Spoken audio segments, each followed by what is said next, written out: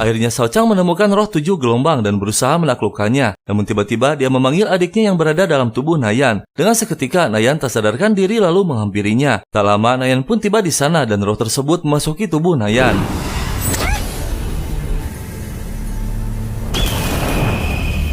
Kini Nayan memiliki kekuatan 7 gelombang yang sempurna, hingga getaran kekuatan tersebut dirasakan oleh seorang pendekar sakti yang dijuluki Master, ketua sekte Sanpai.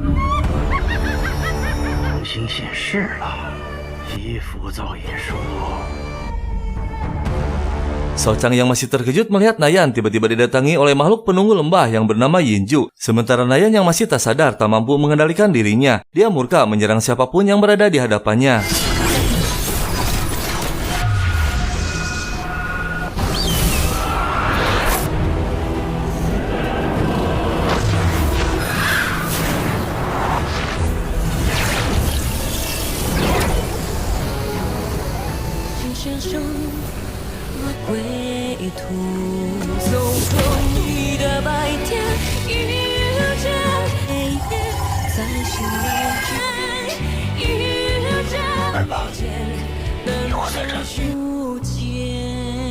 Ketua sekte sesat dan para petingginya sudah memasuki lembah Huyi. Dia mengeluarkan mutiara merah agar tak terdeteksi oleh Yinju. Kedatangannya ingin mengambil kitab 7 gelombang yang kini sudah berada di tubuh Nayan.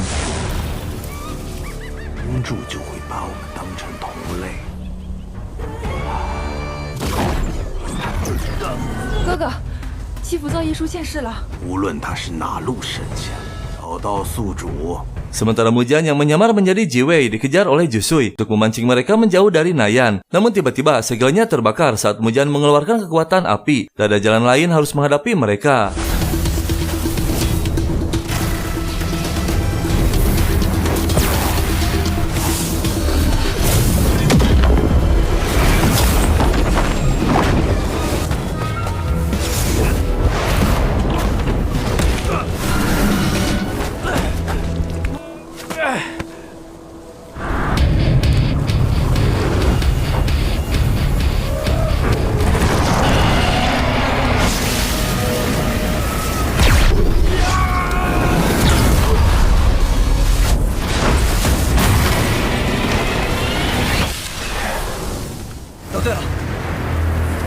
Nayan masih tak sadarkan diri, dia kini memiliki kekuatan tingkat tinggi namun belum mampu mengendalikannya. Jiwei terkejut setelah Shao Chang mengatakan bahwa Nayan adalah keturunan Chongming dari istana Yao. Namun Nayan sendiri belum mengetahuinya karena sang ibu berpesan untuk menyembunyikan identitasnya, tak boleh diketahui oleh Nayan. Tak lama dia pun tersadar dan terkejut melihat Shao Chang terluka. Shao Chang mengatakan bahwa kini Nayan memiliki 2 kekuatan 7 gelombang yang menyatu dalam tubuhnya. Lalu Nayan memberikan pil ajaib kepada Shao Chang.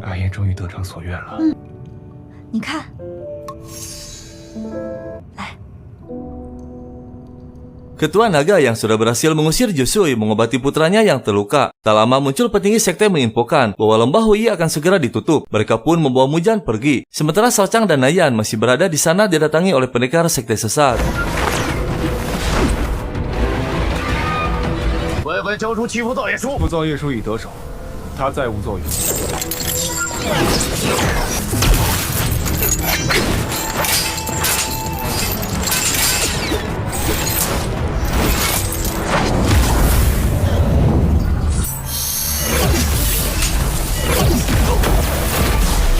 Shao Chang berhasil menghabisi Dengba lalu bergegas menolong Nayan yang terkena pukulan Janxian. Tak lama Jiwei dikejutkan dengan kemunculan Li Qi ketua sekte sesat.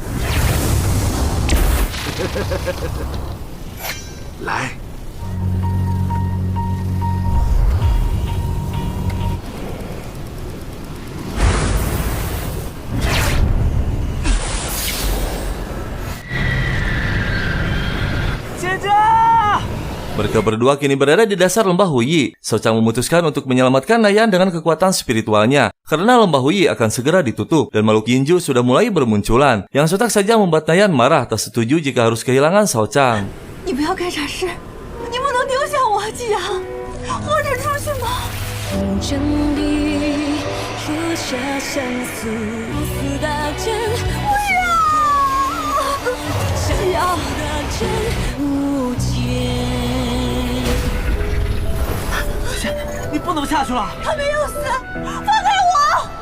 Nayan dan Jiwei berusaha keluar dari lembah Huyi, namun Shao Chang belum diketahui nasibnya yang terjebak di dasar lembah. Sedangkan lembah Huyi akan segera ditutup dan terbuka lagi tahun depan. Siapapun yang masih berada di dalam tak pernah ada yang selamat karena dipenuhi dengan Yinju makhluk mematikan. Jiwei berusaha sekuat tenaga membawa Nayan keluar, namun sudah terlambat, pintunya sudah ditutup. Dan tiba-tiba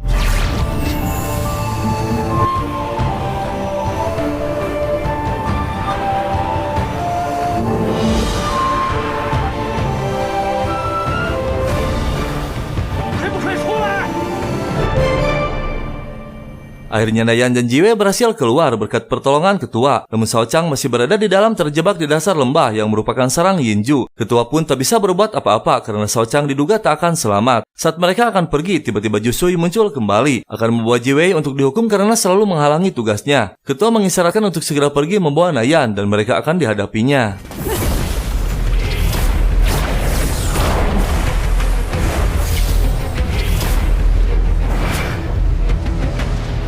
先回到升天，回禀玄宰。 Setelah Jiwei berhasil membawa Nayan melarikan diri, dikejutkan dengan kemunculan Master, ketua sekte Sanpai. Dia meminta untuk menyerahkan Nayan. Jiwei pun dengan segera melarikan diri lagi dan beristirahat di aula Jiming. Namun tak disangka Master sudah berada di sana. Dia tetap akan menjemput Nayan. 老夫是来见那位小姑娘。这般穷追不舍，到底为的是什么？你是仇山发海的人。 Nayan dan Jiwei dibawa oleh Master ke markas sekte Sanpai. Tak lama, Nayan pun bangun dan teringat Shao Chang. Saat akan pergi, Master muncul membantu Nayan mempermudah jalan menuju lembah Huyi. Sementara Shao Chang yang semakin turun ke dasar lembah menerima hantaman bertubi-tubi dari makhluk Yinju.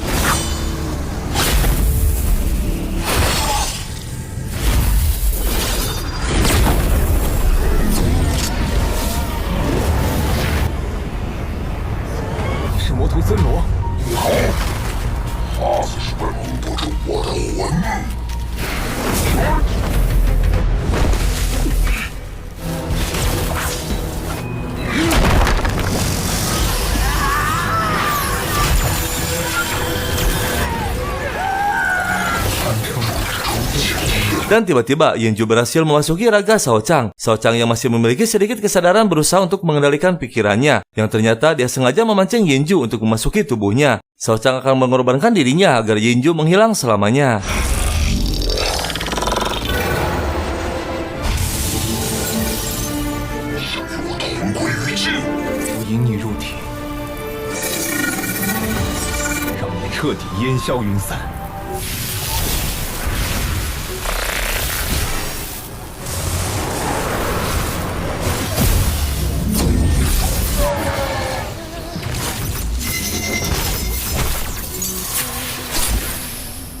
Nayan yang berada di gerbang Huyi berkali-kali memasuki penghalang lembah Huyi, namun dia tak mampu dan terpental hingga terluka. Tak lama Jiwei muncul melarang Nayan untuk tak melakukannya lagi karena akan mengancam nyawanya. Dan akhirnya Shao Chang tak bergerak lagi sehingga Ling Xin pun menghilang, pertanda Shao Chang telah tiada.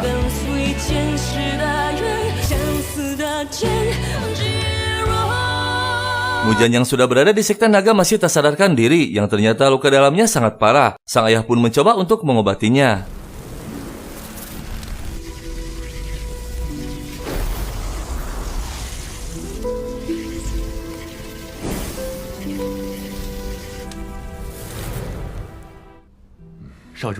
Nayan kembali ke gubuknya. Dia sangat terpukul kehilangan Shao Chang dan selalu teringat kenangan-kenangan bersamanya. Tak lama Nayan kembali ke sekte Sanpai dan memutuskan untuk menjadi murid Master. Dia akan dilatih kultivasi oleh Master agar bisa mengendalikan kekuatan yang ada dalam tubuhnya. Tibalah saatnya Nayan memasuki menara Jiuji untuk bertapa meningkatkan kultivasinya. Sementara Jiwei akan tinggal di hutan yang tak jauh dari sana menunggu Nayan kembali. Master pun memberikan arahan terlebih dahulu di mana di dalamnya terdapat 9 ujian yang harus dilalui. 这塔里有什么？塔中人知其苦恶，以尽9劫，方能正悟。弟子愿效祖师之道。你去吧。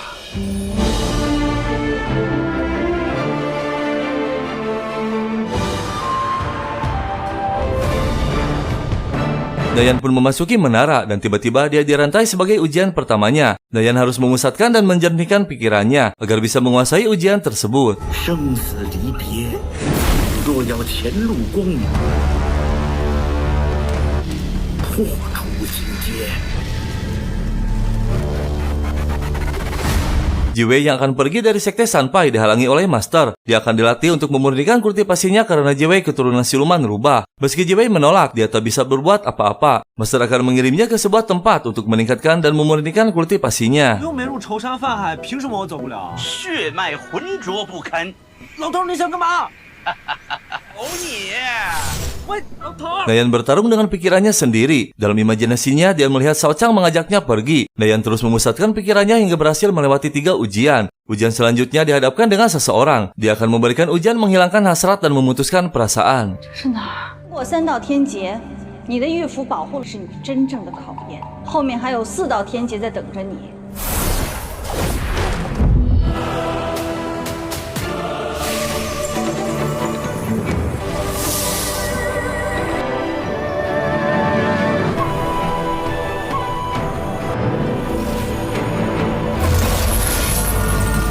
Mujan akhirnya tersadar namun dia murka ingin balas dendam kepada sekte sesat. Karena ulah mereka, Mujan kehilangan Shao Chang. Namun sang ayah melarangnya karena kekuatan Mujan sangat minim. Mujan yang masih marah menantang ayahnya untuk membuktikan bahwa dia memiliki kekuatan yang cukup untuk mengalahkan ketua sekte sesat.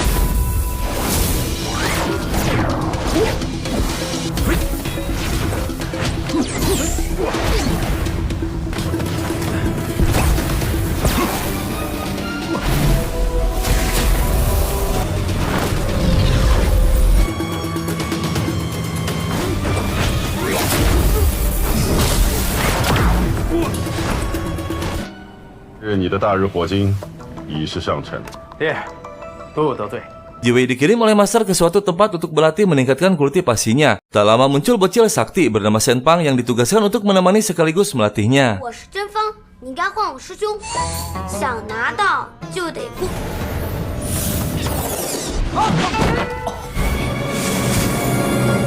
小祖宗。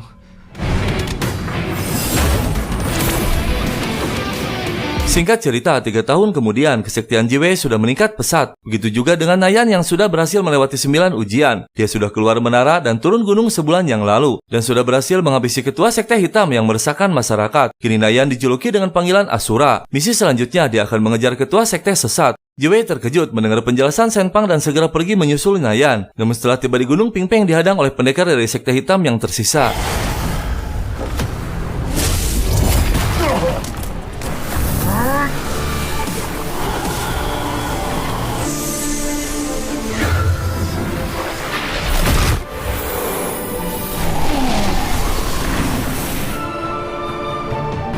Dan akhirnya mereka bertemu kembali setelah berpisah dalam waktu yang panjang. Kini Jiwei dan Nayan masing-masing sudah memiliki kesaktian tingkat tinggi. Mulai saat ini, misi Nayan akan menegakkan kebenaran dan membasmi kejahatan. Sedangkan misi Jiwei akan terus berlatih hingga mampu menembus dan menghancurkan formasi segel siluman untuk membebaskan keluarganya. Namun Nayan mengajaknya untuk pergi ke sekte Yang Yu.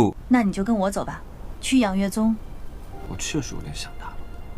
Tak disangka ternyata Shao Chang masih hidup. Dia bangun dari tidur panjangnya. Namun kini Shao Chang hilang ingatan termasuk masa lalunya. Tak lama muncul Yinju keluar dari tubuhnya yang ternyata Shao Chang kini memiliki kekuatan dahsyat. Dia mampu mengendalikan dan mengurung Yinju dalam tubuhnya. Yinju mengatakan bahwa kini kekuatan Shao Chang setara dengan yang mulia raja bernama Shen Luo, seorang pendekar tetap tandingi di masa lalu. Setelah mendengar semua penjelasannya, Shao Chang akan keluar dari lembah Huyi untuk berkelana di dunia persilatan. 我是森罗，你又是何人？森罗，便是尊，我是守候了您1000年，祝您成就霸业，斩烂体内阴主，一试便知。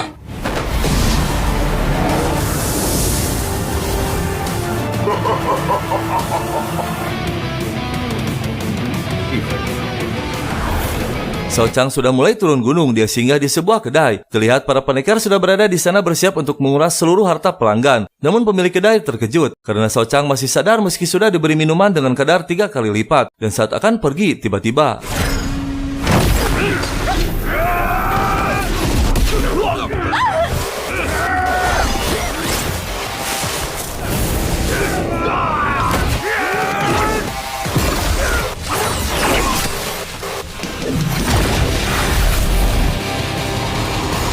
Shao Chang melanjutkan lagi perjalanannya. Dia merasa tak asing dengan tempat yang dilaluinya. Dan tiba-tiba merasakan aura Yinju yang lain yang ternyata berasal dari sekte Yang Yu yang tak jauh dari sana. Sementara Meng Ji yang sedang sendirian dikejutkan dengan kemunculan Li Qi, ketua sekte sesat.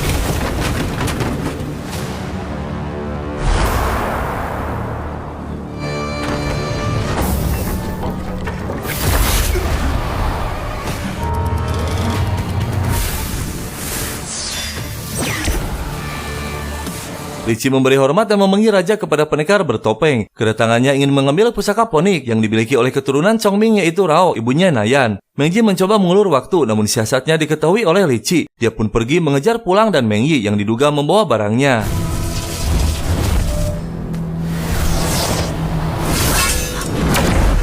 恩爱的一对小情侣啊，乖乖的交出血皇钗。等一下，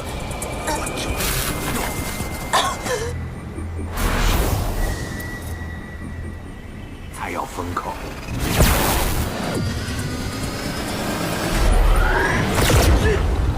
是血手修罗，撤！ Dengan tepat waktu, Nayan dan Jiwei muncul. Li Qi pun pergi ketakutan dengan aura kekuatan 7 gelombang. Pulang menjelaskan bahwa dia dan putri ketua ditugaskan untuk mengantarkan pusaka ponik ke puncak Tianqi kepada pendekar pedang bernama Xiolu. Namun dihadang oleh Li Qi dan berhasil merebutnya. Sementara Meng Ji masih menghadapi Raja Sesat dan Shao Chang yang baru tiba dihadang oleh para pendekar sekte sesat.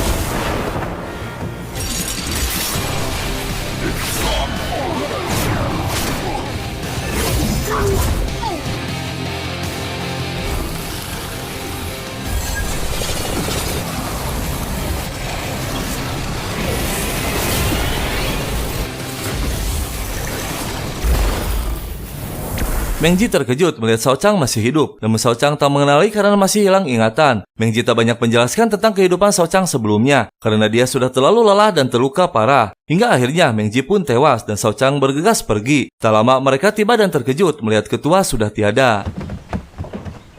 是我。谢谢爹。莹莹，莹莹，莹莹。松手！ 养月宗的事情交给我。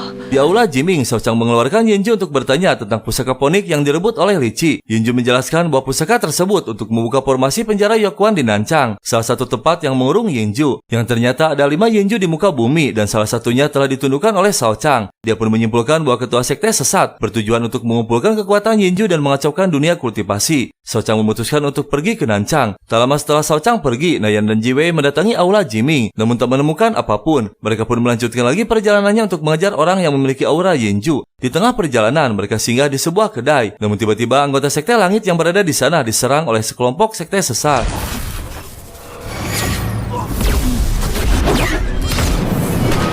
胆子不小啊！裴兆刚，小心点。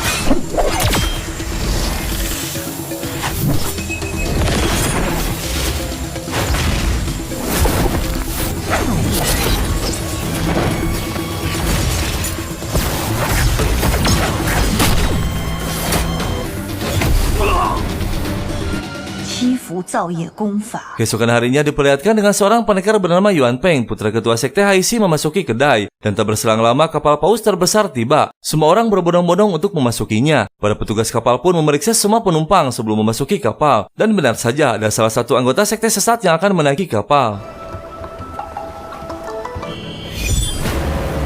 龙都的人就可以随意栽倒。他是我走的。这帮人还有点。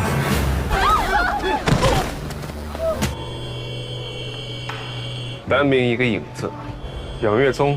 Shao Chang berhasil menyembunyikan aura tubuhnya hingga diizinkan memasuki kapal. Sementara Yuan meminjamkan kalungnya kepada Jiwei karena akan diketahui sebagai aura siluman. Akhirnya mereka berhasil memasukinya dan kapal pun mulai melaju. Nayan berkeliling mencari aura Yinju namun tak ditemukan sama sekali. Lalu mereka menemui ketua kapal yang memiliki kesaktian tinggi untuk meminta bantuan mencari aura Yinju. Namun ketua marah dan mengusirnya. 晚辈乃愁山泛海座下弟子，我也算是愁山泛海的编外弟子，有魔修，混入荆州之上。还有阴柱，可不是一般的魔修。无稽之谈！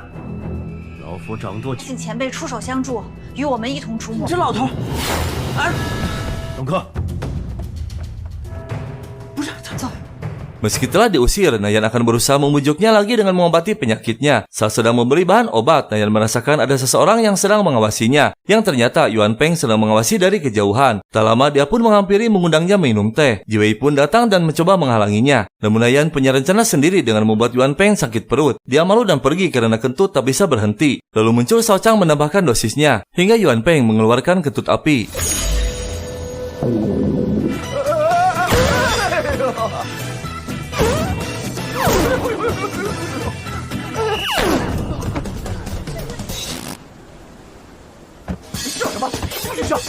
Petugas kapal mengumumkan agar semua penumpang keluar untuk menikmati pemandangan dan hujan buatan dari semburan paus. Saat mereka semua sedang berjongkok mengambil ikan, tersengaja Shao Chang melihat Nayan yang seperti mengenalnya. Namun saat Shao Chang akan menghampirinya, mereka semua berdiri lagi hingga kehilangan Nayan. Lalu Shao Chang pun mencarinya.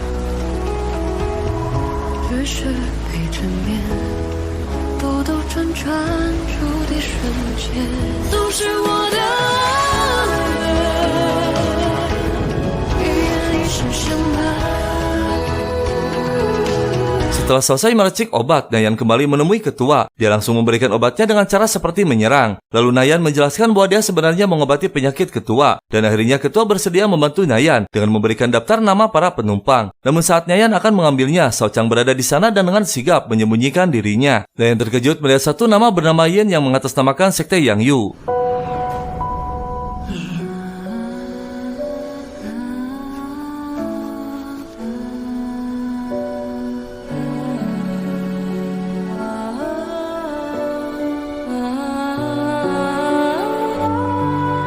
你是谁？有人潜入，能否告知姓名为尹之人？晚辈想暗查此人。此人可疑。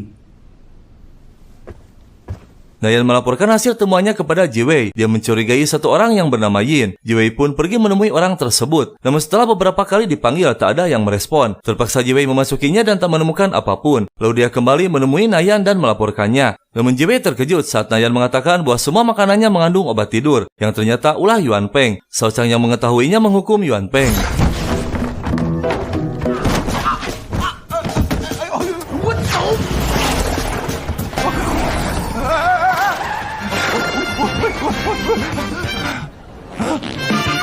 Yuan Peng memohon ampun kepada Shao Chang dan tak akan lagi mengganggu Nayan. Namun dengan mengejutkan, Shao Chang mendeteksi sebuah benda pusaka, yang ternyata pusaka ponik ada di tangannya. 除了迷药，还有其他东西啊？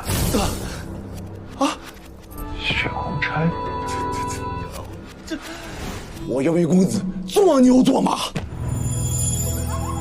Shao Chang mengutus Yuan Peng untuk mengirimkan undangan kepada Nayan. Dia terkejut saat melihat nama Yin yang mengundangnya. Nayan pun dengan segera mendatanginya. Dan tiba-tiba... 你是谁？为何查我？这声音，你到底想知道什么？